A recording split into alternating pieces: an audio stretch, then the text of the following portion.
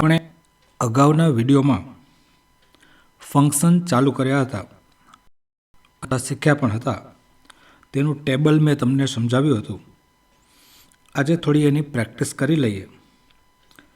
વર્કબુકની અંદર અહીંયા નીચે બોક્સમાં નંબર પણ આપ્યા છે, તમે જોઈ શકો છો. અહીંયા 6 નંબર લખ્યા છે.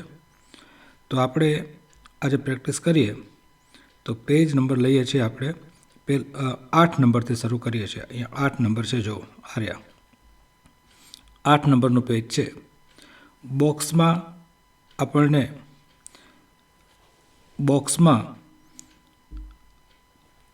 ઓપ્શન આપ્યા હશે અને નીચે 3 પ્રશ્ન પૂછ્યા હશે.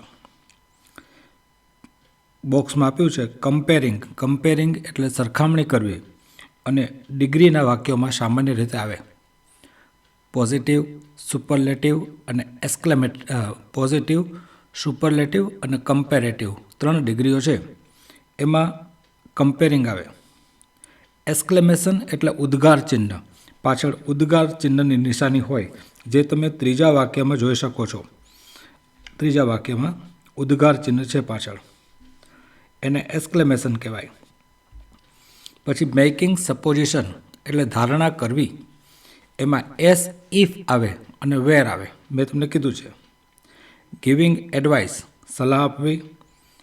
એક્સપ્રેસિંગ પર્પઝ હેતુ બતાવો. આપણે ટેબલ વારંવાર સમજવું પડે એટલે ખ્યાલ આવી જાય. તો પહેલું ઉદાહરણ જોઈ લઈએ. No other building in the city is as tall as Shyam Vihar. બીજું કોઈ પણ બિલ્ડિંગ શ્યામ વિહાર જેટલું ઊંચું નથી. આમાં નો અધર શબ્દ આવ્યો છે અને એસ ટોલ એસ આવ્યો છે, પોઝિટિવ ડિગ્રી છે. આનો જવાબ છે કમ્પેરિંગ તમારે લખી નાખવાનું 1 નંબરમાં. ફંક્શન છે. નંબર 2 જોઈએ. ફિઝા મસ્ટ વર્ક હાર્ડ. ફિઝાએ સખત કામ કરવું જ જોઈએ. આપણે જોઈ લઈએ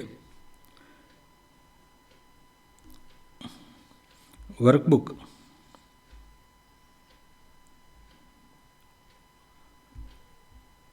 આપણે પેજ ઉપર નીચે લઈ ગયા. બીજું વાક્ય જોઈ લઈએ. ટેબલ તો વ્યવસ્થિત આપણે સમજ્યા છીએ. તો અહીંયા પહોંચ્યા હતા આપણે. Fiza must work hard with a view to એટલે ના હેતુથી અને મસ્ટ એટલે જોઈએ જ. Fiza must work hard with a view to getting good marks.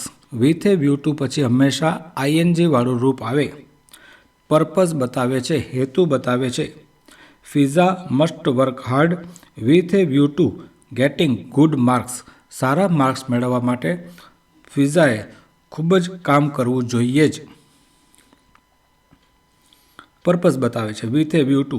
પહેલા વાક્યમાં નો અધર આવ્યું છે, એસ અને એસ આવ્યું છે એટલે કમ્પેરિંગ. બીજા વાક્યમાં વિથ એ વ્યૂ ટુ ના હેતુથી પછી આઈએનજી વાળું રૂપ આવ્યું છે એટલે પર્પઝ બતાવે છે. નંબર 3 એક્સક્લેમેશન માર્ક છે પાછળ, જોઈ લો. વોટ એ ડિલિશિયસ એટલે સ્વાદિષ્ટ. What a delicious taste this chocolate has. આ ચોકલેટમાં કેટલો સ્વાદિષ્ટ ટેસ્ટ છે. ડિલિશિયસ એટલે સ્વાદિષ્ટ, પાછળ એક્સક્લેમેશન આપ્યું છે એટલે આનો જવાબ એક્સક્લેમેશન જ આવશે. ઉદ્ગાર ચિહ્ન. આ ઉપરનું એક રહી ગયું તું, જોઈ લઈએ. એમાં એક્સપ્રેસિંગ ચોઇસ છે, પસંદગી બતાવે છે. પછી talking about a person in the relation to something, કોઈ વ્યક્તિનો કોઈ વસ્તુ સાથેનો સંબંધ બતાવે છે. એક્સપ્રેસિંગ રિઝલ્ટ પરિણામ બતાવે છે. રિઝલ્ટમાં TOO અને સો ધેટ જેવા શબ્દો આવે છે. એક્સપ્રેસિંગ ઓલ્ટરનેટિવ ચોઇસમાં આઈધર ઓર અને નાઈધર નોર આવે છે. અને કમ્પેરિંગ એટલે સરખામણી. પાછું જોઈએ. નંબર 1 માયા વર્ક્સ ટુ કેરફુલી. માયા ખૂબ જ સારી રીતે કાર્ય કરે છે. TOO આવ્યું એટલે રિઝલ્ટ આવશે, showing result. Maya works too carefully to make any mistake. Maya એટલું બધું સારું કામ કરે છે કે કોઈ પણ જાતની ભૂલ કરશે નહીં, કહેવા એમ માગે છે. એમાં આવશે TOO આવે છે એટલે શો ધેટ, એમાં આવશે રિઝલ્ટ, શોઈંગ રિઝલ્ટ. ઉપર ટેબલમાં જોઈ લેવાનું. Ankur bought the same car. Same as એટલે મારા ખ્યાલ પ્રમાણે talking about a person in relation to something એ આવે છે. Ankur bought the same car as his brother. અંકુરે એવી જ કાર ખરીદી જેવી તેના ભાઈ પાસે હતી, એવી જ. સી વુડ રાધર, રાધર એટલે પસંદગી બતાવે છે, expressing choice. She would rather go to theatre than the garden. તેણી ગાર્ડનના બદલે થિયેટર જવાનું વધારે પસંદ કરશે. તો આમાં આવશે ચોઇસ આવે છે, વુડ અને રાધર આવ્યા, ચોઇસ આવે છે. ટેબલ એકદમ ક્લિયર તમને સમજાવ્યું છે. આગળ જોઈએ, એક હજી જોઈ લઈએ. The teacher punished the boy. શિક્ષકે વિદ્યાર્થીને સજા કરી. બીકોઝ એટલે કારણ કે, એટલે રિઝલ્ટ બતાવે છે, શોઈંગ રિઝલ્ટ. ઉપર હશે બોક્સની અંદર શોઈંગ રીઝન કારણ, રીઝન બતાવે છે, રિઝલ્ટ નહીં, રીઝન કારણ બતાવે છે. The teacher punished the boy because he was irregular. Irregular એટલે અનિયમિત હતો. છોકરો અનિયમિત હતો એટલે શિક્ષકે તેને સજા કરી.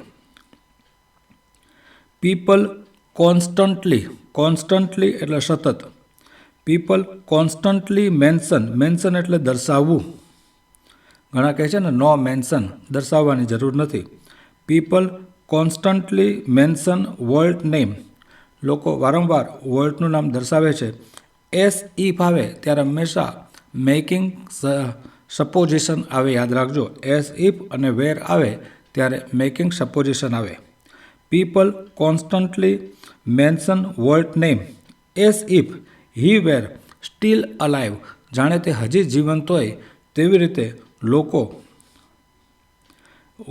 વર્લ્ડનું નામ દર્શાવે છે. જવાબ આવે છે મેકિંગ સપોઝિશન, કારણ કે એસ ઇફ અને વેર છે. એના ઉપરના વાક્યમાં બીકોઝ છે એટલે કારણ કે શબ્દ આવે છે. Komal is too fat. TOO એ આવ્યું એટલે હંમેશા રિઝલ્ટ આવે, RESULT, રિઝલ્ટ.